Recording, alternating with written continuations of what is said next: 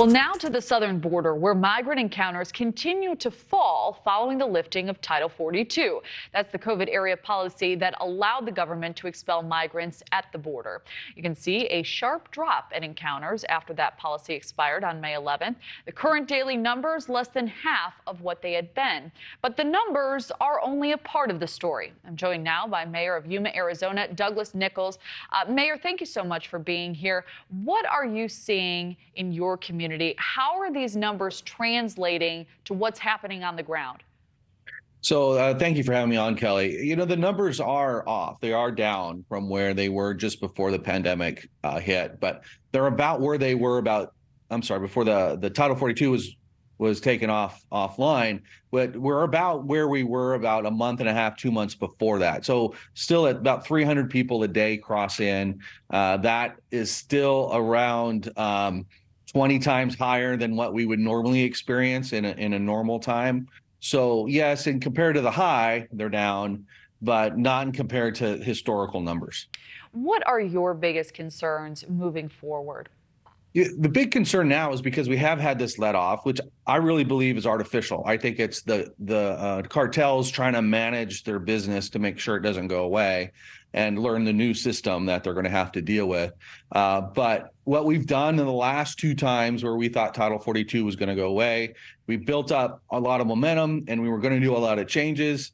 And then the numbers fell and we stopped. So my focus now is to not stop. We had a lot of momentum going into the May 11th. Let's continue that momentum. Let's make sure we have robust plans in place, because I really believe these numbers will be coming back. It'll take some time and it'll be overtime. But if we don't take this opportunity in this downtime to really put together the processes in place that protect our communities, I think we're missing a great opportunity that we've actually missed for the last 2 years.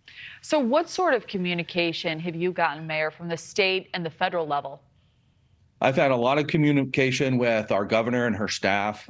We've been working on plans together, particularly in busing and essentially those things that the federal government should be doing.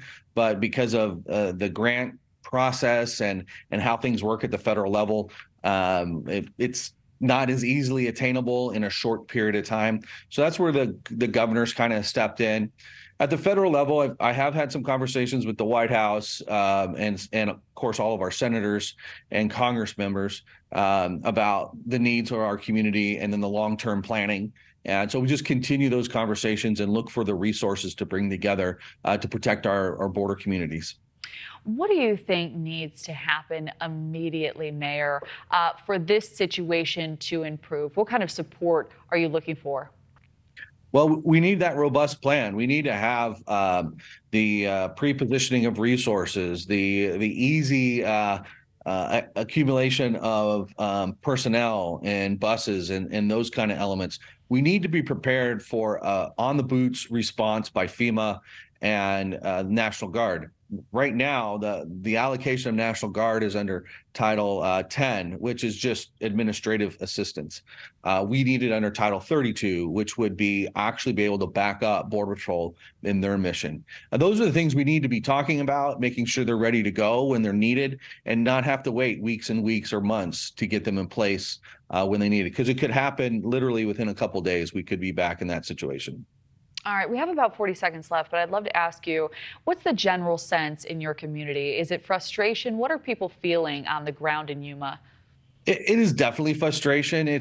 We've been working this system for 2 years, over 2 years, and we haven't really gained any ground as far as preparedness and really understanding how we can best push back, or really having the federal government push back to stop this flow, because it's amazing the amount of humanitarian disaster that those people who are making the trip to the United States experience, and we shouldn't be accommodating that. We should be pushing back against that, as well as making sure we're taking our border security very seriously.